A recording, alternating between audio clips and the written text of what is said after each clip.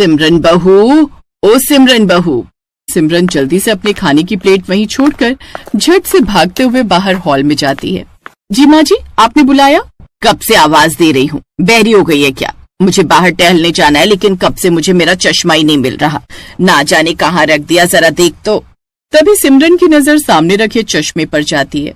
क्या माँ जी, ये तो रहा, ये लीजिए। ये देख, बुढ़ापे में इंसान सठिया जाता है, सही कहा है किसी ने। अच्छा सुन, तू दिन के लिए कढ़ी चावल बना कर रखना, आज बड़ा दिल कर रहा है खट्टी कढ़ी खाने का। लेकिन सुन, उससे पहले तू घर की साफ सफाई, बर्तन और हाँ, मेरे कमरे के चादर और पर्दे हैं, उन्हें भी धो देना। जी ठीक है माँ जी।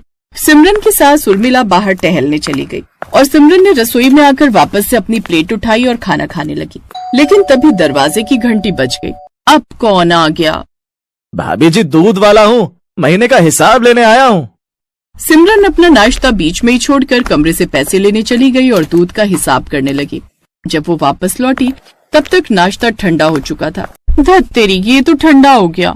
छोड़ो, अब कौन गरम करे। ऐसा करती हूँ, पहले जल्दी से काम निपटा लेती हूँ, नहीं तो देर हो जाएगी घर के काम निपटाने में, और माँ जी आ गई तो दो बातें और सुनाएंगी।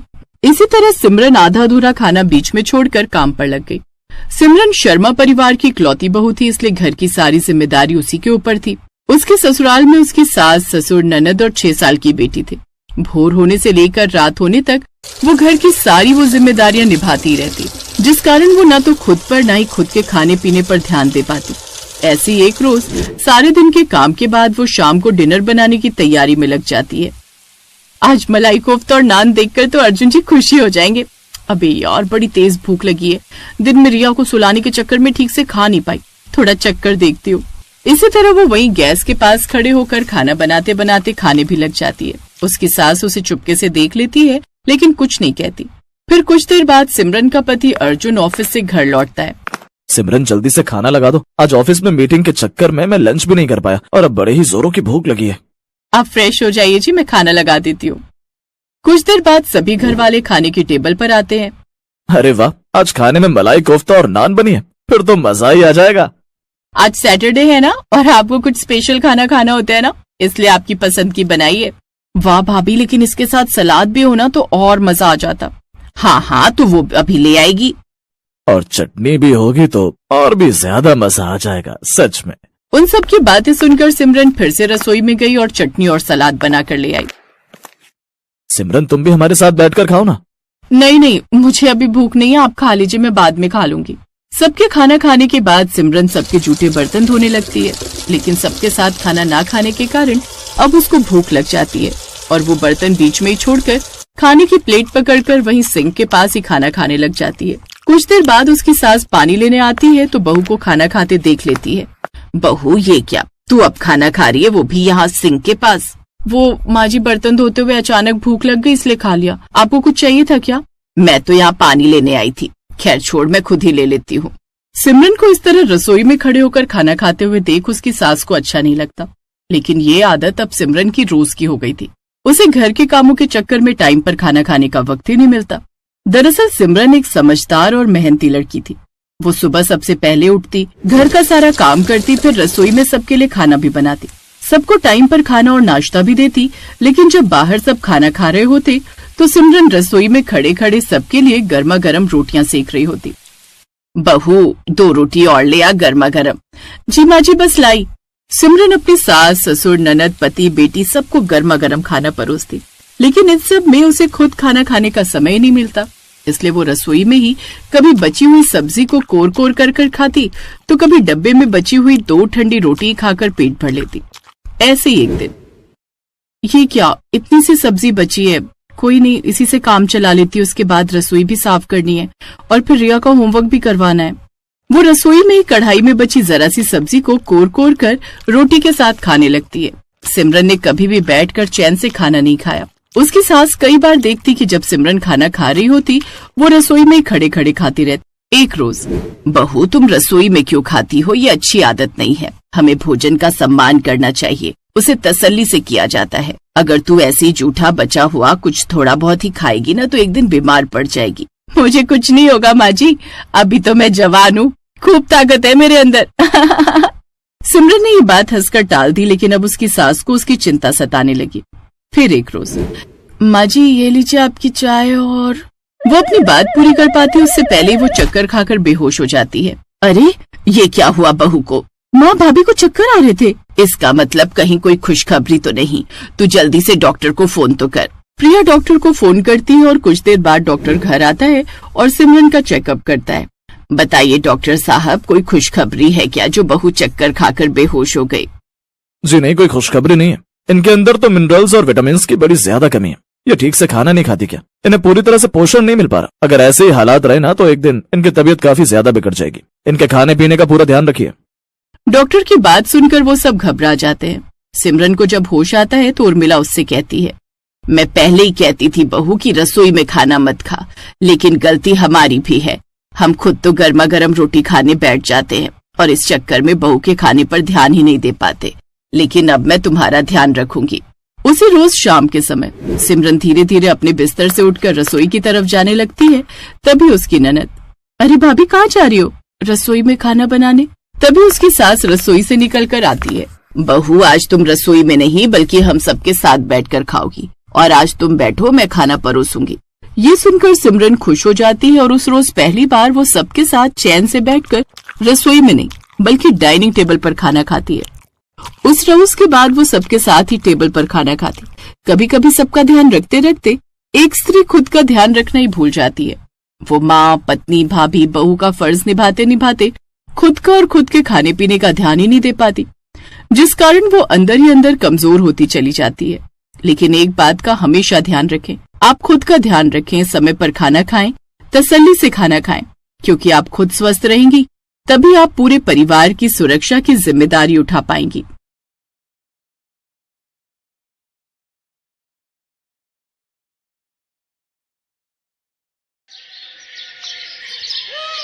ओह गॉड, यहाँ तो पूरा श्रिंक भरा पड़ा है गंदे बर्तनों से। सब बर्तन जूठे पड़े हैं। अब मैं खाना कैसे बनाऊं? ये मेरी देवरानी दिव्या भी ना एक नंबर की आलसी है। सुबह जब शीला बर्तन धोकर जाती है तब तो सबके लिए नाश्ता बना लेती है, लेकिन जब शाम को यहाँ बर्तनों का पहाड़ इकट्ठा होता है तो वो महारानी अपने कमरे में चूहे की तरह डूबकर बैठ जाती है। अभी बताती हूँ मैं इसे। दिव्या, अरे ओ दिव्या, कहाँ है? क्या हुआ जेठानी जी? मुझे बिग बॉस देखना है। अरे मुझे यहाँ सबके लिए रात का खाना बनाना है, लेकिन यहाँ तो बर्तनों का ढेर लगा हुआ है और तू महारानी है कि जिसे अपना बिग बॉस देखना है। चल पहले जल्दी से सारे बर्तन धो। हैं? क्या मैं बर्तन धो? ना बाबा ना, मैंने आज ही मैनिक्योर करवाया है, फिर उसके पैसे वेस्ट चले जाएंगे। ये तो तेरा हर हफ्ते का बहाना है। जब जानती है कि घर के कामकाज में खराब होना है तो क्यों बेकार पैसे फूक कर आती है। चल अब बर्तन धो, मुझे खाना बनाने में देर हो रही है। एक बार कह दिया ना नहीं धोऊंगी, आप धो लो, मैं खाना बना लेती हूँ। इसी तरह दोनों एक दूसरे पर बर्तन धोने का काम टाले जा रही थी। उधर बाहर डाइनिंग टेबल पर बैठे घर वाले खाने का वेट कर रहे थे। हे राम, खाना कहाँ रह गया? मेरे पेट में तो चूहे कूद रहे हैं, लेकिन ये रसोई से आवाज कैसी आ रही है? माँ लगता है दोनों फिर से शुरू हो गई। धत तेरी की, फिर तो मिल गया हमें आज भी खाना। अनुज बेटा ऐसा कर, तू बाहर से ही खाना मंगवा ले। एक दिन इन दोनों बिल्लियों की लड़ाई में भूख के मारे ही मैं परलोक न सिधार जाऊं। हाँ भी ऑर्डर कर देता हूँ माँ, वैसे भी हमारे पास और चारा भी क्या है। उधर दोनों अभी भी बहस ही किए जा रही थी। ठीक है, फिर नहीं धोने ना तुझे बर्तन, तो मैं अभी कोई खाना वाना नहीं बनाने वाली। रहो सब भूखे आज। अरे भूखे क्यों रहेंगे? कल रोहन जी ने खाना ऑर्डर किया था, आज अनुज भैया को बोलो, वो ऑर्डर कर देंगे। दोनों ये बोलने बाहर आती ही है कि तभी अनुज कहता है, कर दिया ऑर्डर। हम जानते हैं तुमसे खाना नहीं बनेगा। तुम दोनों से मिलकर खाना और बर्तन धोने तक का काम भी नहीं होता क्या? मुझे तो आप कुछ ना ही बोलो जेठ जी तो बेहतर रहेगा। मैंने सुबह का खाना और दोपहर का खाना बनाकर अपना काम पूरा कर लिया था। सिर्फ रोटियां सेकने को दोपहर का खाना बनाना नहीं कहते। हाँ, अब जो भी हो, काम तो हुआ था ना। बस करो, दोनों रिकॉर्डर की तरह शुरू होती हो तो बचती ही रहती हो। कुछ देर बाद डिलीवरी बॉय खाना ले आता है। सब चुपचाप उस खाने को खा लेते हैं। अगली रात दोनों में फिर से रात की रसोई का संग्राम छिड़ जाता है। तभी पड़ोस की कमला आंटी वहाँ आती है।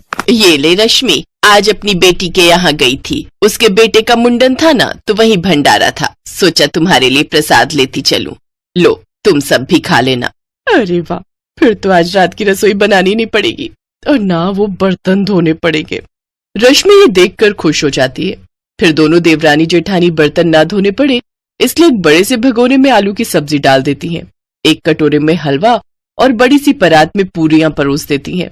फिर सबको उसी में एक साथ खाने को कहती हैं। तुम पागल हो गई हो क्या? सब इसमें एक साथ कैसे खाएंगे? चल तो दिव्या, जरा इन्हें खाकर तो दिखा। दोनों पूड़ियां तोड़कर सब्जी में डुबोती हैं, खाने लगती हैं। उन्हें ऐसा करते देख सबको उन पर गुस्सा तो आ रहा था, लेकिन वो खाने के अलावा उनके पास और कोई चारा नहीं था।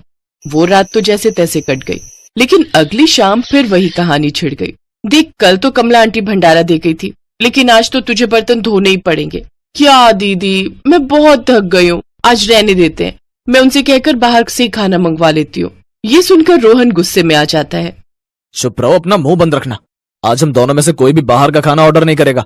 जाओ दोनों रसोई में और खाना बना कर लाओ। दोनों डर के मारे किचन में चली जाती हैं। क्या करे दीदी, अब तो रात की रसोई करनी पड़ेगी। अच्छा, एक काम करते हैं, आप ये बर्तन धो लो तो मैं सबके लिए पुलाव बना दूंगी। हा, आई बड़ी बर्तन धो दो, खुद धो ले समझी। और रही उन लोगों के बाहर का खाना ना खाने की बात, तो कोई बात नहीं, हम उन्हें बाहर का खाना मंगवाने के लिए नहीं कहेंगे और ना ही हम खुद घर पर बनाएंगे। मैं कुछ समझी नहीं, अभी बताती हूँ। रश्मि डब्बे समेत नमकीन, मुरमुरा और बिस्कुट लेकर घर वालों के सामने रख देती है। ये रहा आप लोगों का आज का खाना।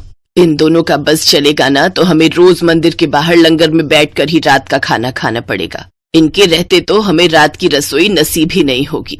बस बस बहुत हुआ, आज तो हम जैसे तैसे ये खा लेते हैं, लेकिन अगर कल से खाना नहीं मिला तो फिर तुम लोगों की खैर नहीं। जी ठीक है, लेकिन उनके पास इसका भी जुगाड़ था। अगले दिन दिव्या बाजार से जाकर कुछ डिस्पोजेबल प्लेट्स ले आती है। यार दिव्या, खाना तो डिस्पोजेबल में खा लेंगे, लेकिन खाना बनाने के लिए तो वो बर्तन धोने ही होंगे ना, कुकर, कढ़ाई, ये सब तो चाहिए ही ना। फिकर नॉट, ये देखो 2 मिनट में बनने वाली मैगी, अब हम सब यही बनाएंगे। दोनों फिर से काम चोरी दिखाती हैं और नूडल्स बनाकर डिस्पोजेबल में डालकर दे देती हैं। ये देख तीनों अपना माथा पकड़कर बैठ जाते हैं। लेकिन अगले दिन सास ने दोनों बहुओं को सबक सिखाने का फैसला किया। अगली शाम रसोई से बर्तन धोने की आवाज आती है। दीदी, अभी तो हम रसोई में गए भी नहीं, फिर ये बर्तन धोने की आवाज कहाँ से आ रही है? चलो देखते हैं। दोनों अंदर जाकर देखती हैं तो अनुज बर्तन मांज रहा होता है, रोहन धो रहा होता है और बूढ़ी सास पार्वती खाना बनाने लगती है। ये देख उन दोनों को बड़ी शर्मिंदगी होती है। ये आप सब क्या कर रहे हैं?